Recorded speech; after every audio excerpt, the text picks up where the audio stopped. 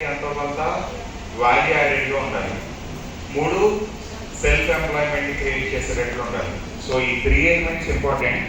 So మీరు చేస్తున్న activity ఇండియాలో లీగల్ కదా, ఎందుకంటే you're into the next level of business. So direct selling, direct marketing అనేది ఆల్రెడీ డెవలప్డ్ కంట్రీస్లో వెల్ ఎస్టాబ్లిష్. అంటే అక్కడెక్కడ కూడా షోరూమ్స్, పెద్ద పెద్ద హోర్డింగ్ లైక్ గోడౌన్స్ ఇవన్నీ మెయింటైన్ చేయడం, షాప్స్ ఓపెన్ చేయడం ఇదేం లేదు. అంత నెట్వర్క్ మీద ట్రావెల్ చేసుకుంటూ వెళ్తుంది. వేరే కంట్రీస్ లైక్ ఇండియా, ఇక్కడ మనకున్న ల్యాక్ ఆఫ్ లిటరసీ కానీ, ల్యాక్ ఆఫ్ అవేర్నెస్ కానీ, ఇంకా ఇది నెక్స్ట్ లెవెల్ బిజినెస్ కింద అర్థం చేసుకోలేకపోతున్నారు చాలా మంది. సో ఫస్ట్ మనం చేసే యాక్టివిటీ లీగలా కదా అర్థమైతే చేయొచ్చా లేదా మనం డిసైడ్ అవ్వచ్చు.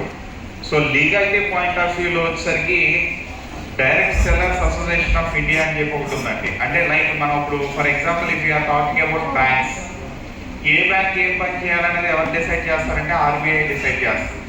For suppose if you're talking about telecommunication industry, TRAI. Insurance మాట్లాడాం అనుకోండి, ఐఆర్టీఐ. సో ఇలా ఇండియాలో ప్రతి సెక్టార్కి ఏముందంటే ఒక గవర్నమెంట్ రెగ్యులేషన్ బాడీ ఉంది.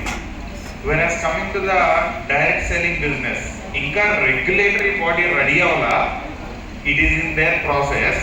బట్ మీన్ వైల్ గవర్నమెంట్ ఏం చేస్తుందంటే ఈ బిజినెస్ లీగలా కాదా అనేది అందరికీ అర్థం అవ్వాలి. దీని మీద రేపు ఏదైనా లీగల్ ప్రాబ్లమ్స్ అరైజ్ అయితే దీన్ని అడ్రస్ చేయాలి కాబట్టి కొన్ని గైడ్ లైన్స్ ఇచ్చింది మనకి.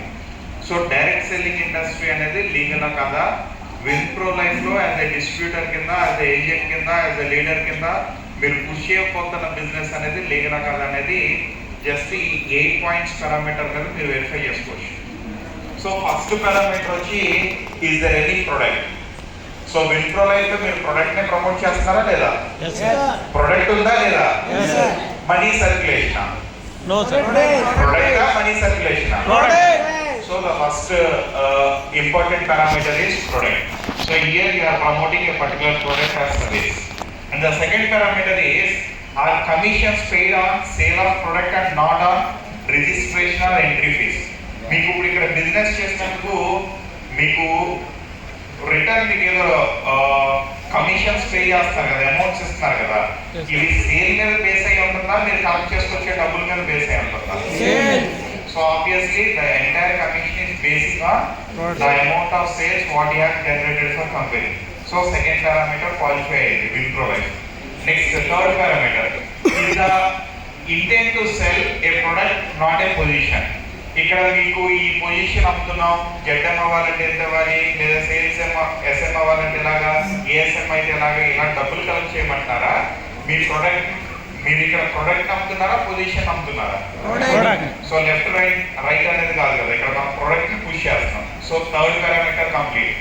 ఫోర్త్ వచ్చేసరికి is there no direct connection between the number of results and compensation. అంటే మీకు ఇచ్చేది ఇక్కడ రిలేషన్ అంతా కూడా మీరు నెంబర్ ఆఫ్ పీపుల్ తీసుకొచ్చే దాని మీద ఉంటుందా, మీరు జనరేట్ చేసే సేల్స్ మీద ఉంటుందా? సేల్స్ మీద. అంటే ఇక్కడ ఏం జరగట్లా, బాడీ షాపింగ్ కూడా ఏం జరగట్లా. So next parameter is if recruitment were to be stop today will participants still make money. అంటే ఇందులో యాక్టివ్ ప్యాసివ్ ఇన్కమ్ ఉందా, ఓన్లీ యాక్టివ్ ఇన్కమ్ ఉందా?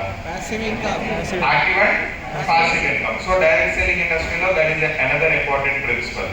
సో నేను ఇవాళ చేసి వదిలేసాను, నా నెట్వర్క్ బిల్డ్ అయింది, దానిపైన సేల్స్ జరుగుతున్న సేల్ నాకు ఏమొస్తుంది, ఇన్కమ్ జనరేట్ అవుతాను కదా. So that parameter also be clear. Is a reasonable product return policy. మీ దాంట్లో మీరు ప్రొడక్ట్ ఇచ్చారండి, ఆ ప్రొడక్ట్ నచ్చలేదు, వెనక్కి రిటర్న్ చేయడానికి కస్టమర్కి అవకాశం ఉందా లేదా? ఉందా లేదా? ఉందా లేదా?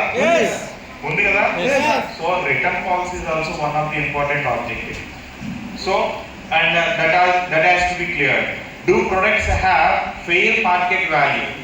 సో ఎంఆర్టీపీ యాక్ట్ అని ఉంటుంది, monopoly restrictive trade practices act. So మనం అమ్మే ప్రోడక్ట్ అంతా క్వాలిఫైడ్, క్వాలిటీ ఉండాలి. మన ప్రతి ప్రోడక్ట్ క్వాలిటీ అనే దానికి సర్టిఫికేషన్స్ ఉండాలి. మనం అన్ని సర్టిఫైడ్ ప్రొడక్ట్స్ అమ్ముతున్నామా, అన్సర్టిఫైడ్ ప్రొడక్ట్స్ సేల్ చేస్తాం.